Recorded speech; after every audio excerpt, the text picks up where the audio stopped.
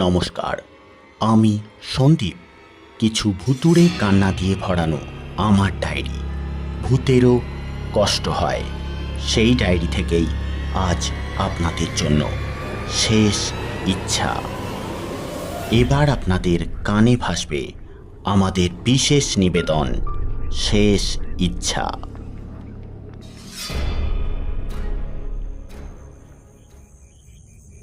Doctor সবেমাত্র খেতে বসেছিলেন। খাবার দিতে দিতে ডাক্তারের চাকর গিরিধারী কথাটা বলল, তা দাদাবাবু শুনেছেন কি কাণ্ড? ডাক্তারবাবু সারাদিন রুগী দেখে সবেমাত্র বাড়ি ফিরে স্নান সেরে রাতের খাবার খেতে বসেছিলেন। তাই এক মনে রুটিটা ছিঁড়ে গরম দুধের মধ্যে ডোবাতে ডোবাতে বললেন, কেন, কি হলো আবার? আরে, ও পাড়ার গোপাল যে আপনার কাছে পেটের ব্যামোর জন্য ওষুধ নিতে যেত, সে তো আজ গলায় দড়ি দেছে। ডাক্তার কথাটা শুনেই একটু অবাক হলেন। তারপর মুখের খাবার ফেলে রেখে তাড়াতাড়ি গায়ের জামাটা গলিয়ে বেরিয়ে পড়লেন গোপালের বাড়ির উদ্দেশ্যে। ডাক্তার যখন গোপালের বাড়ি পৌঁছল, তখন গোপালের বাড়ির সামনে গাঁয়ের লোকেরা জটলা করেছে, কিন্তু গোপালের লাশটা তখনও কেউ নামায়নি। গলায় গামছা দিয়ে আর কাটা থেকে ঝুলছে, আর গোপালের 3 ছেলে মাথায় হাত দিয়ে ঘরের মেঝের মধ্যে বসে আছে।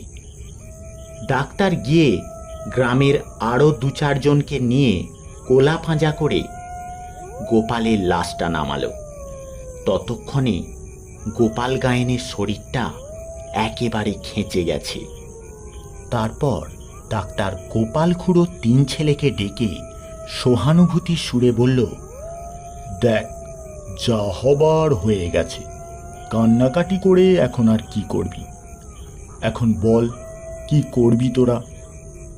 গোপালের বড় ছেলে নিজেকে একটু সামলে নিয়ে বলল, আপনি আপনি যা বলেন ডাক্তারবাবু, কি করলি কি হয়? ডাক্তার একটু চুপ থেকে তারপর আবার বলল, আমার মনে হয় হাসপাতালে নিয়ে গিয়ে আর কোনো লাভ নেই। সেখানে নিয়ে গেলে শরীরটাকে নিয়ে কেবল কাটা ছেঁড়াই করবে। এমনিতে তো কতদিন ধরে ভুগছে, আর মরা শরীরটাকে কাটা ছেঁড়া করে আর কি হবে? রোগের জ্বালায় বোধহয় খুড়ো এই কাণ্ডটা ঘটালো। আমার মতামত যদি বলো, তাহলে দেহ শ্মশানে নিয়ে যাওয়াই ভালো। ডাক্তারের কথায় সবাই সায় দিল। কাঠ কেটে মরা খাটিয়ায় তুলে সবাই শ্মশানের দিকে রওনা দিল। কিন্তু কেউ মুখে না বললেও সবাই বুঝতে পারছিল, একটা অজানা মন্তবল যেন তাদের শ্মশানে যেতে বাধা দিচ্ছে। কিছুটা যেতে না যেতেই হাওয়া নেই, বাতাস নেই, দপ করে হ্যাচাকটা নিভে গেল। চারিদিক কুচ্ছুটি অন্ধকার, ভালো করে কিছু দেখাই যাচ্ছে না। শুধু দূরে বাঁশবনে কতকগুলো হলুদ চকচকে চোখ বাঁশের আড়ালে আড়ালে ঘুরে বেড়াচ্ছে, আর থেকে থেকে তাদের হুক্কা হুয়া ডাক শোনা যাচ্ছে। হঠাৎ বিধু জেলে ফিসফিস করে রামু গয়লাকে বলল, কি গো খুড়ো, কিছু টের পাচ্ছ?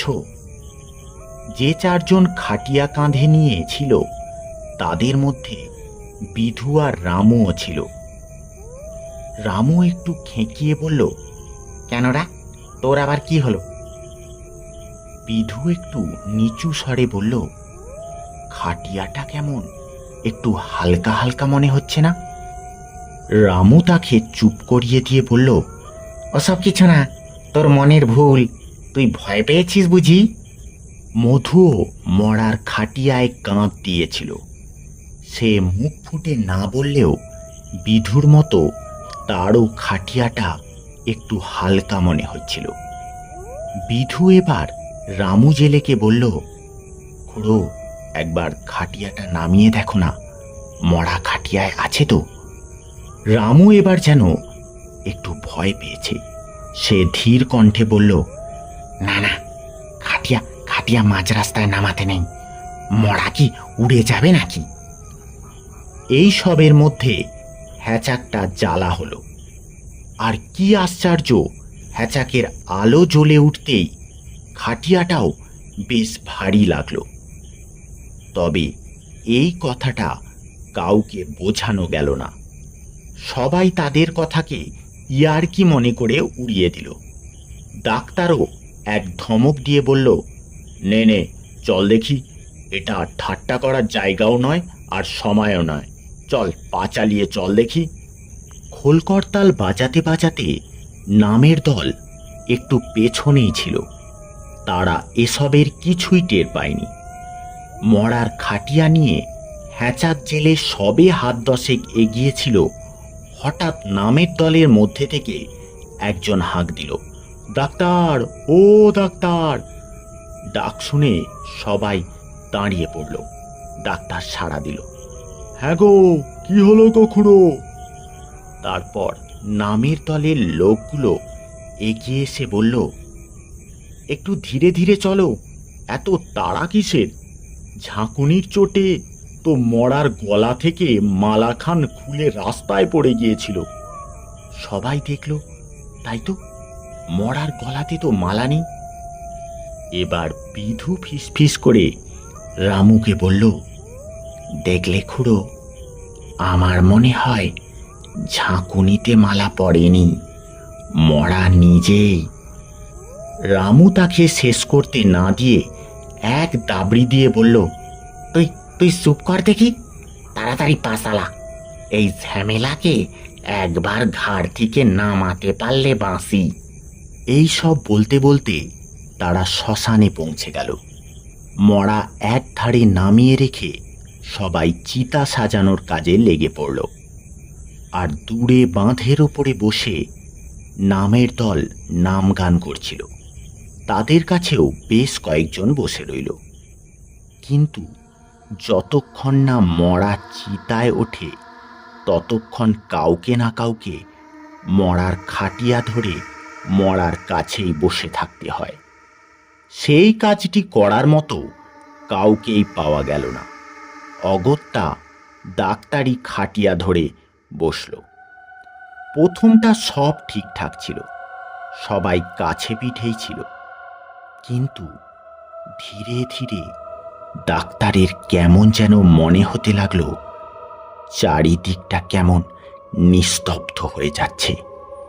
সবাইকে ফেলে রেখে সেই মরার খাটিয়াটা যেন তাকে নিয়ে অসার এক জগতের দিকে পাড়ি দিচ্ছে।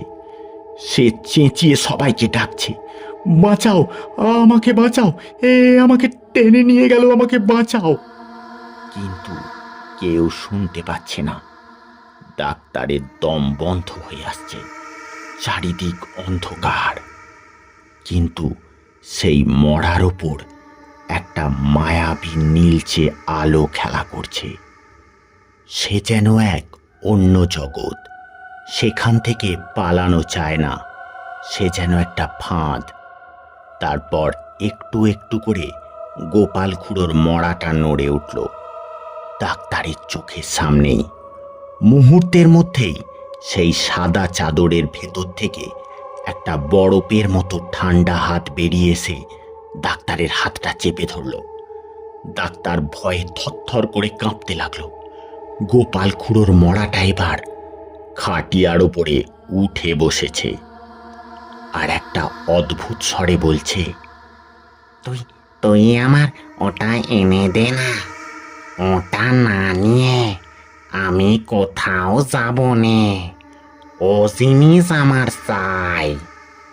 ওটা নিতেই তো তখন খাটিয়া থেকে নেমেছিনু, কিন্তু হ্যাঁসাক্ষান জেলি ফেললি কিনা, তাই তাই ফিরতি হলো। তবে ও জিনিস না নিয়ে আমি যেতে পারবো না। এনি দে না বাবা, ওই ওই ঘরের চালের আর কাঠায় গোঁজা রয়েছে, এনে দে না বাপ আমার। এই সবের মধ্যে কে যেন ডাক্তারবাবুর কাঁধে হাত দিতেই ডাক্তারের ঘোরটা কেটে গেল। ডাক্তার একেবারে চমকে উঠলেন। দেখলেন তিনি শ্মশানেই বসে আছেন, আর বিধু তাকে ডাকছে মরাকে এবার স্নান করিয়ে ঘি মাখিয়ে চিতায় তুলতে হবে। ডাক্তার চমকে উঠতেই বিধু বলল, কি ডাক্তার, ভূত দেখলে নাকি? ডাক্তার কোনো উত্তর দিল না, শুধু গম্ভীর গলায় বলল, নে নে, গোপাল খুড়োকে এবার চিতায় তুলে দে। কিন্তু মুশকিল হলো চিতায় তোলার পর। চিতাতে যতই আগুন দেওয়া হয়, চিতা আর জ্বলে না। অনেক ছোটাছুটি রমদারমদি করেও চিতা জ্বলানো গেল না। ঠিক তখনই অন্ধকারের মধ্যে থেকে কে যেন ডাক্তারের কানে কানে বলল, ও জিনিস না নিয়ে আমি এক পাও নড়ছি নে। ডাক্তার চমকে পিছন ফিরে তাকালো। কেউ কোথাও নেই, শুধু থমথমে একটা অসাড় অন্ধকার কয়েকটা জোনাকির আলো জেলে মৃত্যুর পূজারীর মতো কারো অপেক্ষা করছে। সেই বোবা প্রকৃতি যেন ডাক্তারের সাহসকে একটু একটু করে গিলে ফেলছে।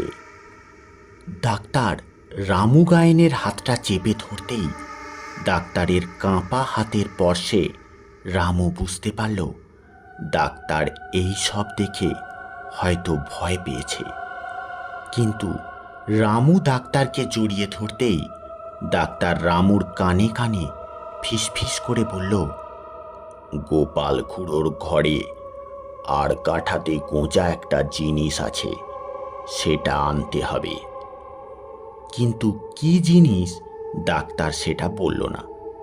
ডাক্তারের কথা মতো গোপাল গায়েনের দুই ছেলে বাড়ি গিয়ে আর কাঠায় গোঁজা সেই রহস্যময় জিনিস, যেটা গোপাল খুড়োর অতীব প্রিয় আর দরকারি, সেটা আনলো। আর এক অদ্ভুত জাদুর মতো সেটা ধোঁয়া পাকানো নিভে যাওয়া চিতাতে ফেলে দিতেই চিতা দাউ দাউ করে ধরে গেল। সবাই তো একেবারে অবাক। তারপর গোপালের বড় ছেলে ডাক্তারের কাছে এসে বলল, ডাক্তারবাবু, আপনি কি করে জানলেন আর কাঠায় গোঁজা বাবার নস্যির ডেবেটা রয়ে গেছে? আপনাকে কে বললে? ডাক্তার গম্ভীর গলায় বলল, তোর বাপ।